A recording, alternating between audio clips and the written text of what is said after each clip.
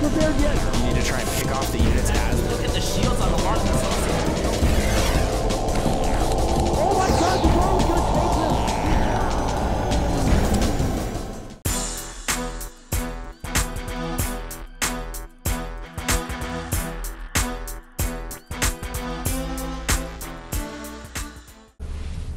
And we're on. Over here, we have Fenix in the upper right. In the bottom left is Rhett. I am Tasteless. With me is Artosis. How you doing, dude? I'm doing well. I'm doing well, Tasteless. Thank you so much for asking. I'm a nice guy. I feel like you are always very cordial to me when we start a cast. I'm just checking on you. Do you need any blankets, Artosis? You know, I would not mind one. Maybe a cup of water. Air conditioner making it a little bit chilly. No, Ice water. I got my ice Americano right here. You know, I'm sipping it a little bit in the game. We're ready. Yeah. I've got my special casting pajamas I wear when I'm not on camera. I got my casting slippers. Yep. All right. We, of course, match. You guys are just going to have to trust us when you hear that. We are, of course, the commentators from the GSL. If you ever want to hear more of us, please check us out at gomtv.net. Yeah. And if you don't want to hear more of us, You're listen selfish. to some more, and then eventually I think we'll win you over, you know. Yeah. We're some charming guys. We are, man. You'd want us to meet Mom and Dad if you had the time. If you had the time. Now, on to this game. In game number 1, we saw Fenix move in, I think, a little bit too aggressively. The attack didn't make a lot of sense. He had 3 specific attacks, none of which ended up benefiting him. You know, in a game like StarCraft, especially with Terran, I think more so than any other race, you actually have to continue to amass a large army. Yeah. You want a giant blob that is going to be so big that you can get in there and do the damage you need to do. Well, here's the thing. As we said at the beginning of that game, Tasteless, there's really going to be a couple or 3 attacks or something like that Fenix is going to rely upon to get ahead. And that just, well, hold the phone. We do see a little offensive engineering bay there to slow down the hatchery. Forces a pull. But you basically... Fenix has to hit very sharp timings if he's going to go with timings. Rhett is not going to die to just random marine attacks, random 2 Thors, 1 Siege Tank, 2 Blue Flame Hellion, 12 marine, 2 medevac attacks. Like, that is not a sharp build that we saw from Fenix. No, I mean, it just wasn't good enough. Now, note he's making this engineering bay here, as Artosis wisely said, that will delay the hatchery and force an early spawning pool.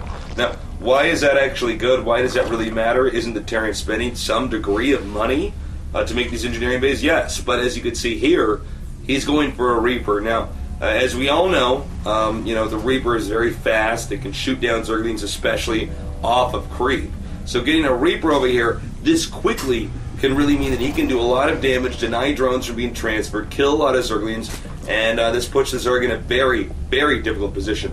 Yeah, back when Reapers were really great in this matchup, like mass Reaper instead of just the couple of Reapers that we oftentimes see nowadays, it was very common to do an offensive engineering bay because you slow down any creep at the expansion, which you kind of need to micro against the Reapers. So this Reaper might be able to do a decent amount of damage, but no second Reaper in production yet, just a command center for Fenix, so it'll just be a very light harass. Meanwhile, Rhett is getting his Roach Warren, so he's going to skip the Speedlings and just go straight up for Roaches to deal with this if it becomes a problem.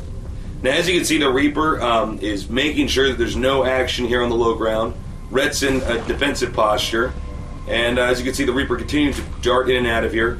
I think, now you might disagree, Artosis, but I think he should have gone for the hatchery sooner. No, I feel like if you're going to use the engineering bays, use what the Reaper is best at, and that's hitting buildings. Yeah, exactly. Make 2 or 3 Reapers, rally him down. He only made 1. Yeah. And What the devil? mean, he's not going to do too much damage with it. That's the thing. I mean, Rhett has popped out 1 Roach. He has his Queen down there. Might have made a 2nd Roach, but that's basically it. And the Reaper just, he scouted some, but that's the end of the story of the Reaper. So I agree with you, though. I feel like if you're going to delay that hatchery, use the fact that there's no creep. Make 2 or 3 Reapers. Hit that hatchery. Pressure the Zerg in that way. Yeah, it just... To put so much effort into that. Hold that thought, though. We got the Reaper coming in here. And citizen's arrest there, as Artosis would say. Well, that's what it is, Tasteless. Drones aren't fighting units, but they got together, they went to one of the drones' houses, They each brought a baked good, all right? They ordered a pizza, and they sat around talking. They were like, you know what, this neighborhood, we got to take care of it. We got to look out for ourselves. We can't let Reapers run in our yards and destroy our babies. And Never stuff. again. No, so they held that Reaper still until he was dead. Well Citizens done. arrest, Tasteless. Citizens arrest. All right, we do have Blue Flame Hellions on the way. The second command center is up, so Fenix doing. I like this build a little bit better than what we saw last game. Should be able to do a little bit of harassment, but the Blue Flame Hellions won't be infinitely useful just because there are roaches out. Yeah, I mean, the roaches are pretty good in this situation. Rhett's definitely experienced this and knows how to respond to it quite well here.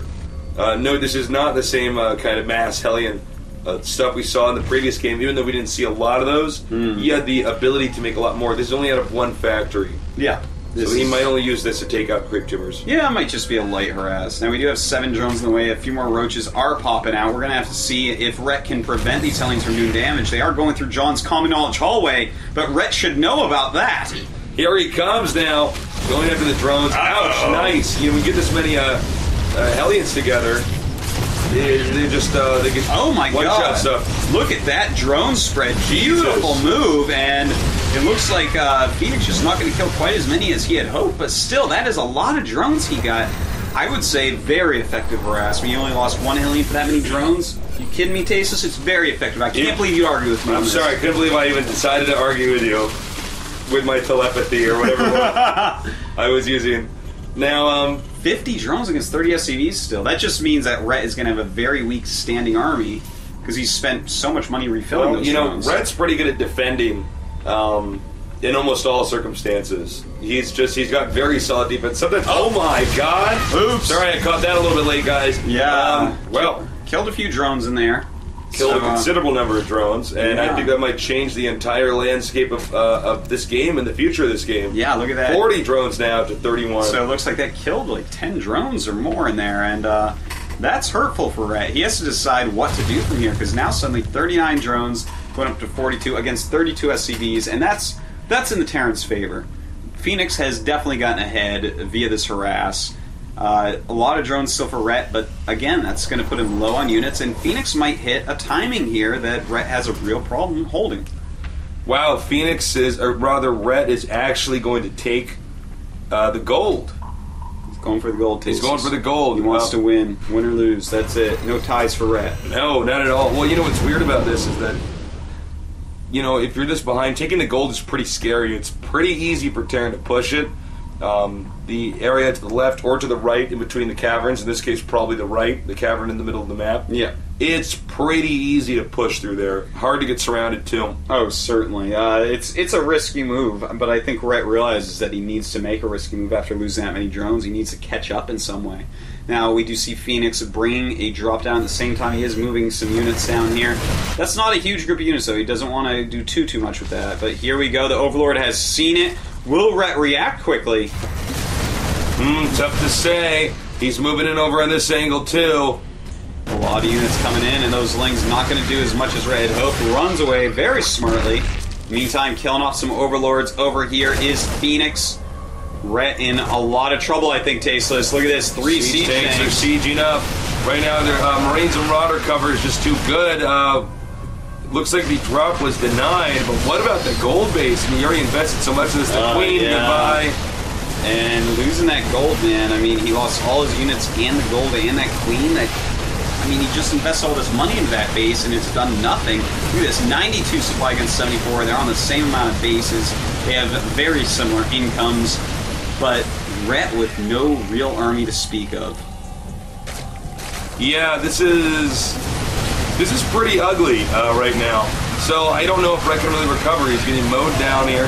Fenix, I think he did a good job, but I also think Rhett should have had a little bit better defense at the same time. Might have wanted to think twice before taking that gold base. Maybe wanting to hide an expansion instead of do something that's so bold and so obvious as far as how does Rhett react. GG. And on we go, Tasteless, to game number 3, the decider who will stay and who will go. Let's go there.